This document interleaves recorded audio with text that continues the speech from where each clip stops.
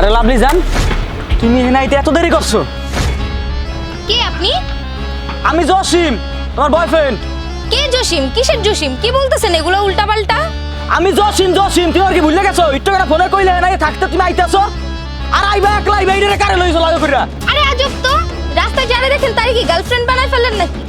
আরে আল্লাহ, তুমি তো আমারে কইলে হেনে খারাইতে, আমি হেইতে খারাই দিছি, রদ্দুদের মধ্যে পড়তাছি। আরে হালাত করে বইকেডা? এই দাঁড়াও, আসলে কে? আমি জানি না এই ছেলে কে।